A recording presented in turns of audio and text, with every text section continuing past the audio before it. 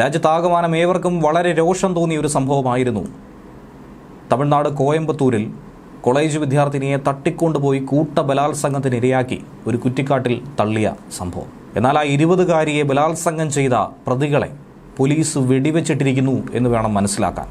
ഇങ്ങനെയുള്ള പ്രതികളുടെ കാലിലല്ല തലയിലാണ് വെടിവെക്കേണ്ടതെന്നാണ് ഈ സംഭവത്തിന് പിന്നാലെ നിരവധി ആളുകൾ സോഷ്യൽ മീഡിയ പോസ്റ്റുകളിലൂടെയും മറ്റും പരാമർശിച്ചിരിക്കുന്നത്. എന്നിരുന്നാൽ പോലും നിലവിൽ ഒരു പരിധിവരെ ആ രോഷമടക്കാൻ ഈ എൻകൗണ്ടറിലൂടെ സാധിച്ചിരിക്കുന്നു എന്നുള്ളതാണ് യാഥാർത്ഥ്യം.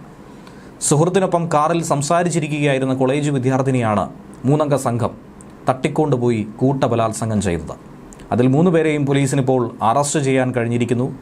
ഏതാനും മണിക്കൂറുകൾക്കകം തന്നെ പ്രതികളെ കൃത്യമായി ലൊക്കേറ്റ് ചെയ്ത് ഒരു ക്ഷേത്ര പരിസരത്ത് നിന്നും പിടികൂടുകയും ചെയ്തിരിക്കുകയാണ്. തപസി, കാർത്തിക്, കാളീശ്വരൻ എന്നിവരെയാണ് ഹാഫ് എൻകൗണ്ടറിലൂടെ ഒരു ചെറിയ ഏറ്റുമുട്ടലിന് ശേഷം പോലീസ് അറസ്റ്റ് ചെയ്തത്. പോലീസിന് നേർക്ക് പ്രതികൾ ആക്രമണം നടത്താനായി ശ്രമിച്ചു, അരിവാളുകൊണ്ട് ഉദ്യോഗസ്ഥരെ ആക്രമിച്ചെന്നും ഹെഡ് കോൺസ്റ്റബിൾ ചന്ദ്രശേഖറിന്റെ ഇടത് കൈത്തണ്ടയിലും കൈയിലും പരിക്ക് സംഭവിച്ചതായും റിപ്പോർട്ടുണ്ട്. മറ്റു മാർഗമില്ലാതെ വന്നപ്പോൾ സ്വയരക്ഷയ്ക്കായി പ്രതികളെ പിടികൂടാൻ വേണ്ടി പ്രതികളുടെ കാലിൽ വെടിവെക്കുകയായിരുന്നു. കാലിന് വെടിയേറ്റ 3 പ്രതികളെയും ആശുപത്രിയിൽ പ്രവേശിപ്പിച്ചെന്നാണ് പോലീസ് പറയുന്നത്. പ്രതികൾ ശിവഗംഗ ജില്ലയിൽ നിന്നുള്ളവരാണെന്നും കോയമ്പത്തൂരിൽ ഒരു കെട്ടിട നിർമ്മാണ ജോലി ചെയ്യാനായി എത്തിയതായിരുന്നെന്നും പോലീസ് തന്നെ പറയുന്നു. കറുപ്പസ്വാമിയും കാളീശ്വരനും ബന്ധുക്കളാണെന്നും സഹോദരന്മാരാണെന്നുമുള്ള സൂചന നൽകി കഴിഞ്ഞിരിക്കുന്നു. 3 പേർക്കെതിരെയും ക്രിമിനൽ കേസുകൾ നിലവിലുണ്ടെന്നും പറയപ്പെടുന്നു. കോയമ്പത്തൂർ നഗരത്തിലാണ് രാജ്യത്തെ തന്നെ നടുക്കിയ ഈ സംഭവം ഉണ്ടായിരിക്കുന്നത്. 1-ാം വർഷ ബിരുദാനന്തര ബിരുദ വിദ്യാർത്ഥിനിയെ 3-അംഗ സംഘം ഭീഷണിപ്പെടുത്തി അതിക്രൂരമായി ആക്രമിച്ച് പീഡിപ്പിച്ചു. ഒപ്പമുണ്ടായിരുന്ന ആൺ സുഹൃത്തിനെ ആകട്ടെ ഗുരുതരമായി തന്നെ വെട്ടി പരിക്കേൽപ്പിക്കുകയും ചെയ്തു. ഞായറാഴ്ച ദിവസം രാത്രി 11 മണിയോടെ നടന്ന സംഭവം പുറം ലോകം അറിയുന്നത് തിങ്കളാഴ്ച പുലർച്ചെയായിരുന്നു. സമൂഹ മാധ്യമത്തിലൂടെ പരിചയപ്പെട്ട സുഹൃത്തുക്കളായ മധുര സ്വദേശിയായ 20 വയസ്സുകാരിയും ഒണ്ടിപ്പത്തൂരിൽ മൊബൈൽ വർക്ക്ഷോപ്പ് ഉടമയായിട്ടുള്ള 25-കാരനും രാത്രി കാറിൽ വിമാനത്താവള റൺവേക്ക് സമീപത്തെ വൃന്ദാവൻ നഗർ കഴിഞ്ഞുള്ള ഒരു മേഖലയിൽ സംസാരിച്ചിരിക്കുകയായിരുന്നു. അപ്പോഴായിരുന്നു ഈ സംഭവം ഉണ്ടാകുന്നത്. ഇരുവരും സംസാരിച്ചിരിക്കുമ്പോൾ കമിതാക്കളാണെന്ന് മനസ്സിലാക്കി 11 മണിയോടുകൂടി മദ്യലഹരിയിലെത്തിയ 3-അംഗ സംഘം ഇരുവരെയും ഭീഷണിപ്പെടുത്താൻ ശ്രമിച്ചു. അതിനുശേഷം ആക്രമണം തുടങ്ങി. ബൈക്കിലെത്തിയ 3-അംഗ സംഘം ഇവരെ ചോദ്യം ചെയ്തു. കാറിലേക്ക് കല്ലെറിഞ്ഞു, കാറിൻ്റെ ചില്ല് തകർക്കുകയും ചെയ്തു. ചില്ലുകൾ തകർത്ത് യുവാവിൻ്റെ തലയിലും ദേഹത്തുമായി 10ഓളം ഇടങ്ങളിലാണ് വെട്ടി പരിക്കേൽപ്പിച്ചത്. പേടിച്ച് പുറത്തിറങ്ങിയ യുവാവിനെ 2 പേർ ചേർന്ന് കല്ലുകൊണ്ടും വടികൊണ്ടും ആക്രമിച്ചു. യുവാവിൻ്റെ ബോധം പോകുന്ന രീതിയിൽ തല്ലിച്ചതച്ചു. അതിനുശേഷം 3 പേരും ചേർന്ന് യുവതിയെ ബലം പ്രയോഗിച്ച് 1/2 കിലോമീറ്റർ അപ്പുറമുള്ള ആളൊഴിഞ്ഞ ഒരു കുറ്റിക്കാട്ടിലേക്ക് കൊണ്ടുപോയി ബലാത്സംഗം ചെയ്തു. അബോധാവസ്ഥയിലായ യുവാവിനെ ഉപേക്ഷിച്ച് കാറിനുള്ളിൽ നിന്നും യുവതിയെ തട്ടിക്കൊണ്ടുപോയി പീഡിപ്പിച്ചുവെന്ന് തന്നെയാണ് യുവതിയും മൊഴി നൽകിയിരിക്കുന്നത്. രാത്രി ഏറെ വൈകി ബോധം തെളിഞ്ഞ യുവാവ് വളരെ വേഗത്തിൽ തൻ്റെ ഫോൺ തപ്പിയെടുത്ത് പോലീസിനെ ബന്ധപ്പെട്ട് ദയവായി രക്ഷപ്പെടുത്തൂ എന്ന് അഭ്യർത്ഥിച്ച് കരയുകയായിരുന്നു.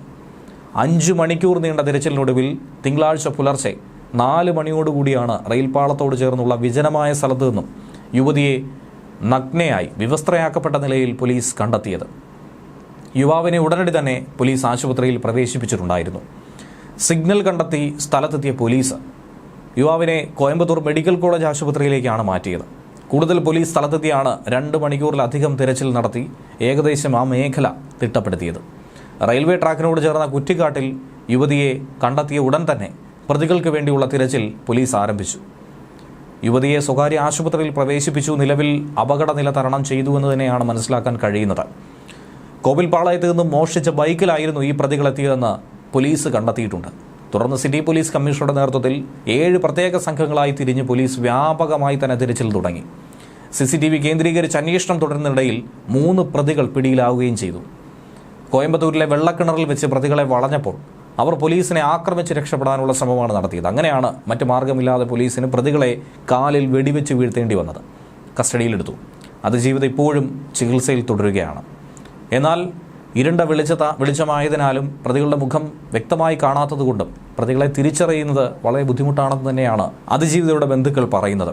സംഭവത്തിന് പുറകെ സർക്കാരിനെതിരെ ഗുരുതരമായ വിമർശനം ഉയർന്നു കേൾക്കുന്നുണ്ട്. സ്ത്രീ സുരക്ഷ ഉറപ്പാക്കുന്നതിൽ DMK സർക്കാർ തുടർച്ചയായി തന്നെ പരാജയപ്പെട്ടുവെന്നാണ് തമിഴ്നാട് BJP മുൻ അധ്യക്ഷനായിട്ടുള്ള അണ്ണാമല ആരോപിച്ചത്.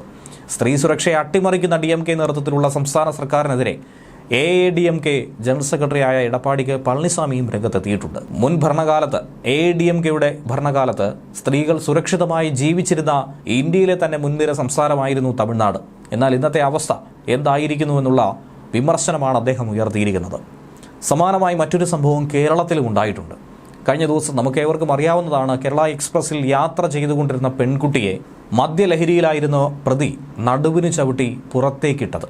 ഒപ്പമുണ്ടായിരുന്ന സുഹൃത്തിനെ വകവരുത്താൻ ശ്രമിച്ചെങ്കിൽ പോലും ട്രെയിനിന് വാതിൽ പിടിച്ചു നിന്നതുകൊണ്ട് പുറത്തേക്ക് വീണില്ല. ഭാഗ്യം കൊണ്ട് മാത്രം രക്ഷപ്പെട്ടു എന്ന് തന്നെയാണ് മനസ്സിലാക്കേണ്ടത്. സൗമ്യ എന്ന ആ പെൺകുട്ടിയുടെ ദാരുണ കൊലപാതകം നടന്ന് 1.5 പതിറ്റാണ്ട് പിന്നിടുമ്പോഴാണ് ട്രെയിനുകളിൽ നിന്നും നമ്മുടെ അമ്മമാർ, പെങ്ങന്മാർ ആരും തന്നെ സുരക്ഷിതരല്ല എന്നുള്ള ഒരു വേദനയുള്ള കൈപ്പേറിയ സത്യം മനസ്സിലാക്കേണ്ടത്. കേരളത്തിൻ്റെ കണ്ണീരായി തന്നെ സൗമ്യ മാറിയിരിക്കുന്നു. ട്രെയിൻ യാത്രയ്ക്കിടയിൽ ഗോവിന്ദചാമിയുടെ കൊടും ക്രൂരതയ്ക്ക് ഇരയായിട്ട് 15 വർഷം പിന്നിട്ടിട്ടും സ്ത്രീ സുരക്ഷ എന്നുള്ളത് നമുക്ക് പറയാൻ മാത്രമാണ് സാധിക്കുന്നത്. പ്രാവർത്തികമാക്കാൻ കഴിഞ്ഞിട്ടില്ല എന്ന് വേണം മനസ്സിലാക്കാൻ. കേരള എക്സ്പ്രസ് ജനറൽ കമ്പാർട്ട്മെൻറ്റിൽ തിരുവനന്തപുരത്തേക്ക് യാത്ര ചെയ്ത ദുരന്തത്തിനിരയായ ശ്രീകുട്ടിയും അർച്ചനയും മദ്യപിച്ച് ലക്കുകെട്ട് സുരേഷ് കുമാർ ഇതേ കമ്പാർട്ട്മെൻറ്റിൽ കയറി. 4 കാലിൽ ആടി നിന്ന സുരേഷ് കുമാർ പെൺകുട്ടികളുടെ ദേഹത്തേക്ക് വീണു. അവരെതിർത്തു, വഴക്കായി, തർക്കമായി. എന്നാൽ അവിടെ ഒന്നും തന്നെ പേരിന് പോലും ഒരു സുരക്ഷാ ഉദ്യോഗസ്ഥൻ ഉണ്ടായിരുന്നില്ല. പോലീസോ ആരും തന്നെ ഇല്ലാത്തതുകൊണ്ട് എന്തിനും ലൈസൻസായി ധൈര്യമായി ഒരു ക്രൂരകൃത്യം അവിടെ ഉണ്ടായി. പകമൂത്താണ് പ്രതി ഐന്തി പാലത്തിന് തൊട്ട് മുമ്പ് ശ്രീകുട്ടിയെ ട്രാക്കിലേക്ക് ചവിട്ടി തെറിപ്പിച്ചത്. ശ്രീകുട്ടിക്കൊപ്പമുണ്ടായിരുന്ന അർച്ചനയാകട്ടെ ട്രെയിനിൻ്റെ വാതിലിൽ പിടിച്ചു തൂങ്ങിക്കിടന്നതുകൊണ്ട് പുറത്ത് വീണില്ല. അതിൻ്റെ ഭയം ആ പെൺകുട്ടിക്ക് ഇന്നും വിട്ടുമാറിയിട്ടില്ല എന്നുള്ളതാണ് നമുക്ക് മനസ്സിലാക്കാൻ കഴിയുന്നത്. രക്ഷാപ്രവർത്തകർ പെൺകുട്ടിയെ ആദ്യം സ്വകാര്യ ആശുപത്രിയിൽ എത്തിച്ചു. പിന്നീട് വിദഗ്ധ ചികിത്സയ്ക്ക് വേണ്ടി മെഡിക്കൽ കോളേജിലേക്ക് മാറ്റി.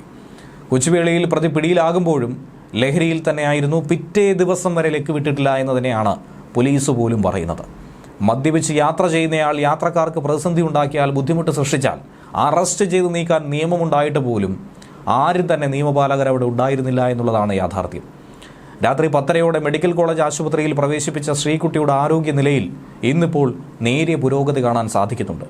തലച്ചോറിൽ ആന്തരിക രക്തസ്രാവമുള്ളതുകൊണ്ട് അപകടനില തരണം ചെയ്തുവെന്ന് ഡോക്ടർമാർ പൂർണ്ണമായും പറയുന്നുമില്ല. സൗമ്യയുടെ ദാരുണ കൊലപാതകം നടന്ന് 15 കൊല്ലം പിന്നിടുന്ന സാഹചര്യത്തിൽ ട്രെയിനിൽ നിന്നും സ്ത്രീ സുരക്ഷ പേപ്പറിൽ മാത്രമെന്ന് വേണം മനസ്സിലാക്കാൻ.